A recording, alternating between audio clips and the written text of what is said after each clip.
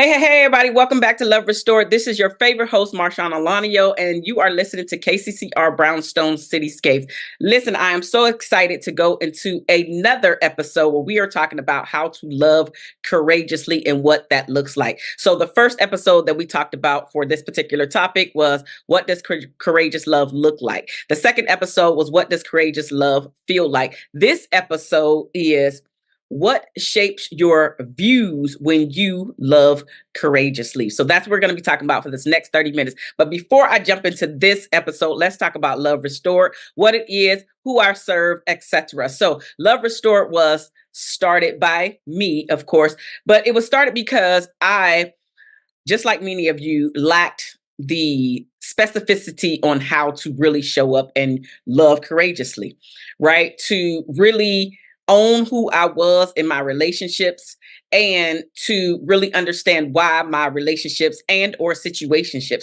was not going to the next level. And so if I can share my experiences as well as the data that I have collected over the years, all of the books that I've read, all the articles, all of the courses that I've taken, all of the people that I've talked to, including but not limited to my exes, about why we didn't get to the next level, then I have fulfilled my God-given purpose by giving you the information so you don't have to go down the same road that I did of learning what we say is the hard way. And I'm doing air quotes for those of you who are listening to the episode. So that is why Love Restored was started.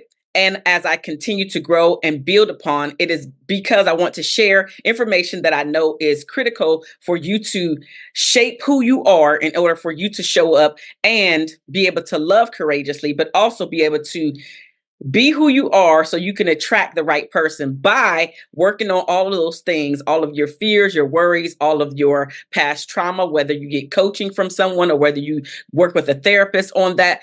All of that plays a part into why so many of us have been a part of traumatic relationships and or tumultuous relationships. And it's not limited to us seeing our parents, our guardians, our sometimes our older siblings or older family members where we saw them in tumultuous relationships, and now we take on that identity as our own. So maybe your belief is that the only way that you can get across your message is to yell, scream, fuss, and fight, and or nag your partner all the time, and or just make big assumptions about why he is not doing X, Y, and Z, instead of having those critical conversations that make a difference in how we are showing up in our relationship, as well as how we get a chance to have a complete picture of who he is when he's showing up with you. So all of that plays a part into why I started Love Restored. And each time I say this, there is a slight differentiation every time I say this, but all of it is encompassed into why Love Restored is so important and why I decided to start it. So now, without further ado, let's talk about what shapes your views when you have the courage to love. When you have the courage to love, your views are shaped by a combination of personal experiences, values, and internal growth. There are several factors that influence how you see and approach love with courage. So I'm going to talk about several of them here today. The first one is your past relationships. I already talked about that, but your past relationships play a critical role in how you are showing up and if you're able to show up and love courageously, because the lessons from your previous romantic, familial, or platonic relationships influence how you engage in new ones that come about. Whether you have experienced heartache or deep connection, these encounters shape your understanding of love's risks and their rewards. Now, again, past relationships are not only limited to your, or I should say just your relationships. Past relationships, again, are those that you've seen between your parents or lack thereof. Could have been one of your parents and then another person, another party, right? Another significant other to your parent or guardian. So, and then like I mentioned before, it is your cousins, older cousins, your aunts and uncles, etc. So there's a lot of relationships, and all of that plays a part into your past relationships and you deciding to love courageously. It is where this influences how you now show up and engage with your previous previous and or current partner. All of it makes a difference in how it shapes your beliefs, it shapes your viewpoints, it shapes how much how much you're able to give them the benefit of the doubt and not automatically assume that something that is occurring or that you believe is occurring is automatically bad or automatically doing you wrong in some form or fashion, not taking what you have to say into consideration and just automatically making you, or you feel like they're making you look like a fool. None of us want to feel like a fool. So all of those past relationship experiences are going to make a difference in how much you show up and be courageous in your love. The second thing is self-awareness. How self-aware are you about yourself, about the past experiences, about how you're showing, about how all of those things affect you? Knowing yourself, your strengths, insecurities, and your emotional triggers shapes how you navigate love.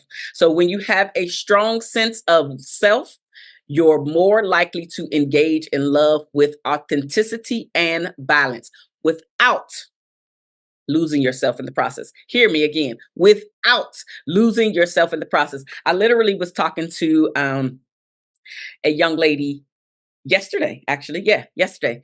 And she was talking about that she's going through a divorce currently. And one of the reasons why she is currently going through a divorce is because she didn't understand how important it is to love oneself before getting into a relationship. And what she found is that she lost herself in the process. And that particular story is not unique to her. I've heard it time and time again with me coaching clients, for sure. It is a thing that comes up constantly and consistently within relationships. And it doesn't even have to be a marriage. It could be just a boyfriend girlfriend relationship or an engagement where you feel like you have lost yourself because you've given your all, you've shown up. And one of the things that she kept mentioning is that she started to take on this persona to really make sure that she was doing everything that pleased him. Now, reality check, that's not something that's always going to occur. We are human. We are full of flaws. We are not going to always be able to show up and please our partners. That's just not realistic. And when you think that you can do that, you're setting yourself up for failure, as she did. However, she has come to the realization that a lot of the reason why she attracted said soon to be ex-husband is because of who she was before. She didn't love all of who she was. She wasn't like taking care of self. She wasn't able to identify the things that she liked. So one of the things that came up that she was saying yesterday was, when I was in that relationship, and even when I was talking to my daughter later on, my daughter kept asking me, well, mom, what is it that you like to do? Like, what is your thing, basically? What are your hobbies? What are your likes? And she was like, well, me and said partner, whatever, right? Me and him, we would always do. And she's like, no, mom, you're not with him no more. What is it that you like to do? And so she found herself consistently saying, well, me and him would do, me and him would go, me and him would. And her daughter had to keep reminding, well, mom, you're not in a relationship anymore. And so who are you? And that was one of the things that she was like, it took me a while to really figure out who I am as a individual. And so she was like, now I understand who I am. I love myself. And I even preach this to my own friends. Hey, I get it, but you have to love you. She was saying to one of her friends was like, I feel like I'm too fat. She was like, it's okay. We could work on the weight if that's something that you want to work on to get rid of. She said, but what do you love about yourself? Can you name one thing that you love about yourself? And I thought that was just really, really, really important to do, because so many people think that you have to start loving yourself big, when really, in fact, you need to start finding one thing about yourself and celebrating that one thing about yourself. And I, as the coach, highly encourage you to find that one thing that you criticize the most about yourself and start finding ways to love into that. See, I'm sure that you've been following me for a while.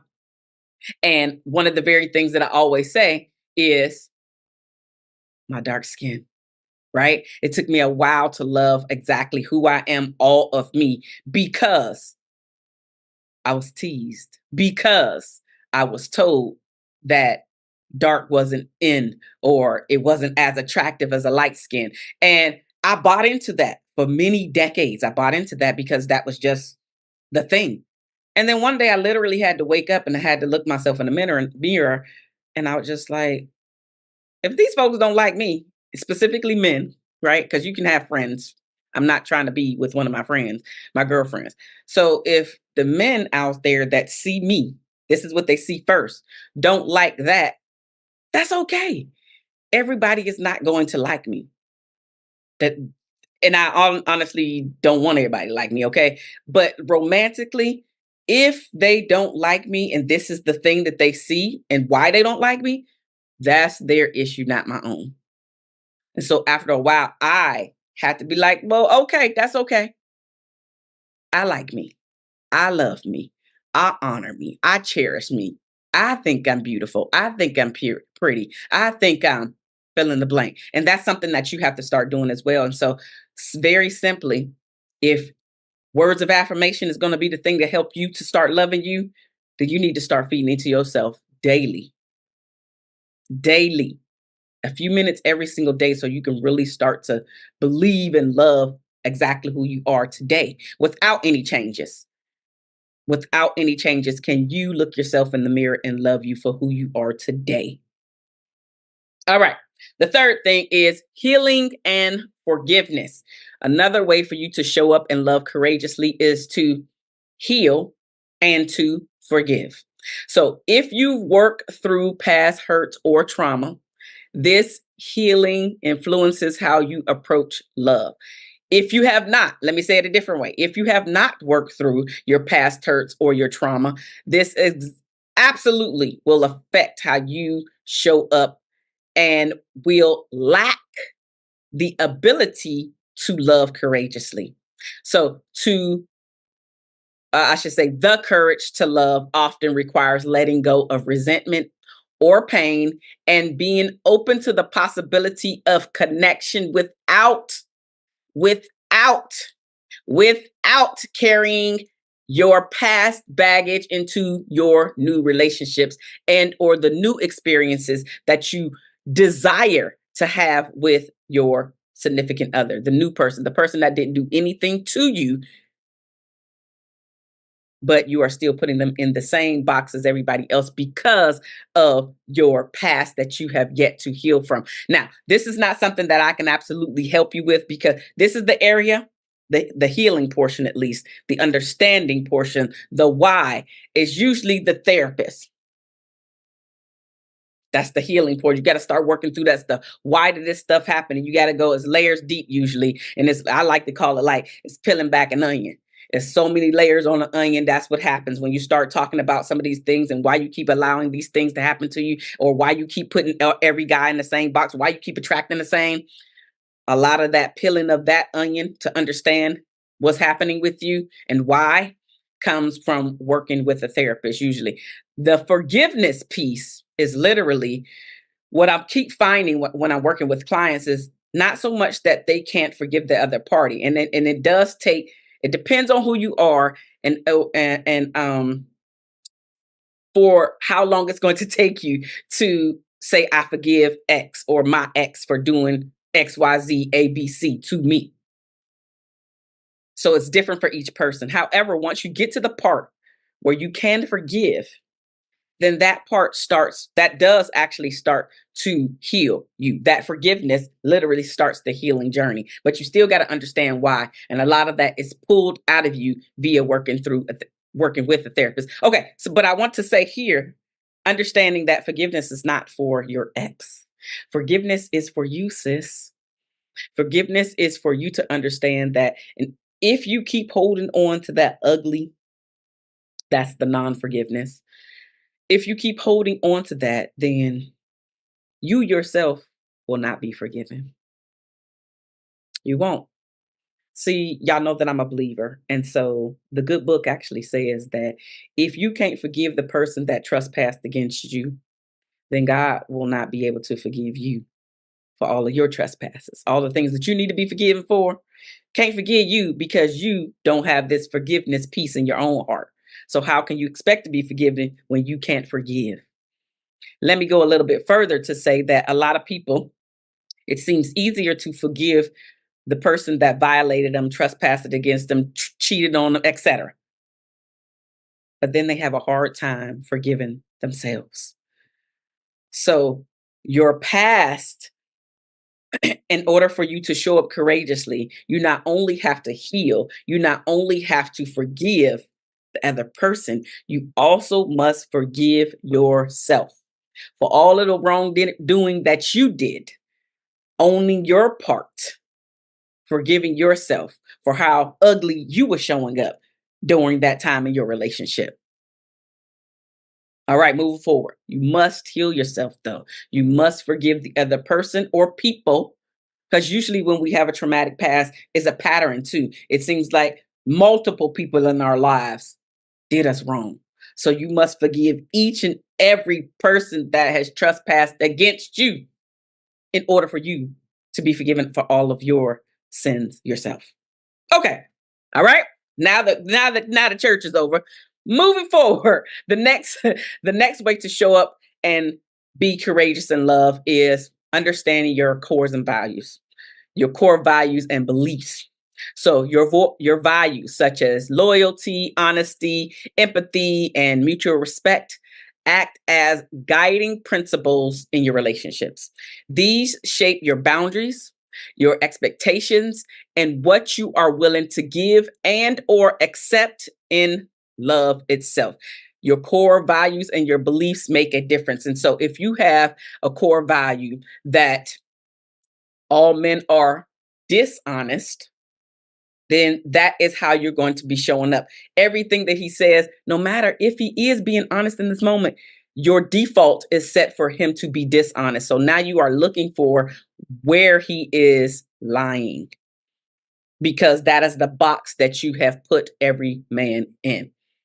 Right? If you feel that respect is very low on the totem pole, that's exactly how you're going to be showing up, and you're going to exemplify really being disrespectful instead of that understanding that mutual respect is important in your life. So you must understand what your values and beliefs are and come accordingly into the relationship in order to show up in love courageously. The next thing is vulnerability. Embracing vulnerability shapes your view of love, as it requires accepting that love comes with uncertainty and potential heartache. Understanding that this vulnerability leads to deeper intimacy and connection can shift your mindset from fearing hurt to valuing emotional openness. Now, vulnerability is one of those things where some people have it and they can just show up and do it. I think I fall in that category. And then some people really hold it close to the chest. And unfortunately, when you hold such value, such a way for others to understand you close to the chest, then the very thing that you want, which is that deep, open, emotional connectedness, is the very thing that you're keeping blocked off. You're keeping it blocked off behind your wall. And I know a lot of people think that that wall is a level of protection. And at some points, they are in our lives. However, in your romantic relationships, in your significant relationships where the people in your life that you really want to keep there, at some point that wall has to be busted all the way down in order for that person to truly understand who you are, why you are, and how when you start to go down the road of just doing stupid stuff, they can give you a pass because you have explained that you know what, I'm weak in this area. I'm real weak in this area. And I don't want to be weak in this area. But, and I'm sharing this with you because I understand that this is one of my weaknesses that I am trying to strengthen. But I also want to give you the opportunity to understand me better. So when I fall, because I am, when I revert back to my comfort zone of holding things close to the chest because I'm used to that safety in doing that, now you will know exactly where it's coming from. I don't want to do it, but you will understand why I am doing it, right? Being able to even share something like that is being vulnerable. It is allowing your partner to see more of you, to understand more of you, to be able to value you, even giving you more um special time. And I mean, like, giving you more hugs, leaning into you, allowing space for you to share if you must or not. It's like, it's going to be okay. It's going to be okay. Thank you for sharing that. The more you try to hold on to your safety by not sharing your vulnerability, the more and the faster you lose people that you actually want to keep in your life, specifically your significant other. Because what I heard from men clients specifically in this particular case is that they feel like they do not know who you are. And this could be after years of trying to understand, trying to pull things out of you. You know how sometimes you have friends and they may give you one word answers, and then you feel like you have to keep asking questions about it instead of you asking that one or two questions about it and then they divulge more. You feel like you have to ask 15 to 20 questions in order to get a full picture because they literally just answered that one question. That is like literally pulling teeth that are not loose in your mouth. It's rough and it's painful to do that. And if I have to do that every time we're having a conversation, if your significant other feels like they have to do that every time they have a conversation, there is no way that they are going to feel super connected to you because you're making them work super hard and they don't understand why. You can't just tell them. Vulnerability and all of these things play a big part in how and or if you're going to be able to show up and love courageously.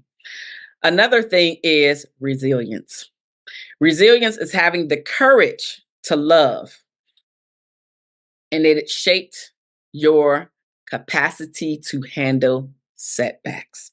If you've learned to bounce back from difficulties, your view of love is more likely to include the understanding that challenges are a part of the journey, not reasons to give up. Resilience helps to shape your capacity to handle setbacks. Because here's the thing, none of us are perfect. And in love, in order to show up courageously, you must understand that setbacks are going to happen because you have two imperfect people trying to create a perfect relationship. And because we have two imperfect people in the relationship, we know that the relationship intellectually is not going to be perfect because somebody is going to upset the other person. Somebody is going to revert back to the thing that kept them safe, not being vulnerable, not sharing. And or let's be real, maybe I didn't even start working on my healing and my forgiveness and my past, my traumas. Maybe I'm a baby in this area. However, if you haven't shared that, it doesn't work out for you in the long haul. So resilience is understanding in the relationship, you gon' listen, let's go, let's take it all the way there. You may have planned a huge party for your person. But when it comes time for them to come to said party or what is it, surprise party, you don't feel that they are as gracious or in gratitude because you put all this time, energy, and effort into it. When underlying their not being and or not having the gratitude that you believe that they should have, you didn't listen. What do I mean? During one of y'all conversations, he told you he don't like surprises. He also told you he don't want nothing big. And you didn't listen. You just went ahead and did what you wanted to do. But he told you. And so that's a setback in the relationship. It was literally a miscommunication or you just doing whatever the heck you felt like doing in that moment. And understanding that you caused this conflict because you didn't listen to his wants. Don't like surprises. don't want anything big. But you thought that it was a good idea to go against that. And now you're feeling some type of way because he didn't show the gratitude that you felt he should have been showing for something he told you that he didn't want. Right? You see the craziness right there, but that is a part of trying to understand the partner, understanding that setbacks are going to happen in your relationship. And that's just a part of relationships. That is a part of life. That is a part of everything that we are doing and saying here. But this is how we show up and love courageously, understanding that resilience is one of the things that's going to help you to stand the test of time. It doesn't mean that you have to give up, but you do have to correct said behavior. When you mess up, you must say, I'm sorry, and then do better next time. So when he says, I don't like surprises, I don't want anything big, that you actually do something very, very small, something very intimate between the two of you, or maybe 2 or 3 friends. Right? This time I messed up, next time I'm gonna do better. Doesn't mean give up. It doesn't mean go and pout. It means owning exactly what happened. You messed up. All right.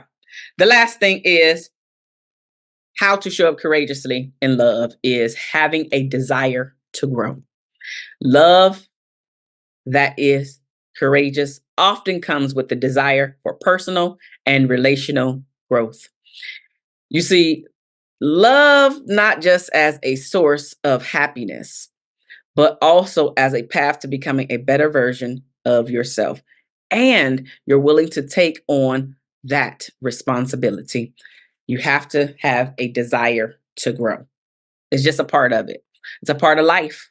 Change is something that happens, but the couples that stand the test of times, that go the distance, understand that growth is a part of it. And not only and or just growing together, it's also that individual growth. What area or areas in your own life do you want to grow in? Do you want to become better in? So again, maybe one of your things is not listening well.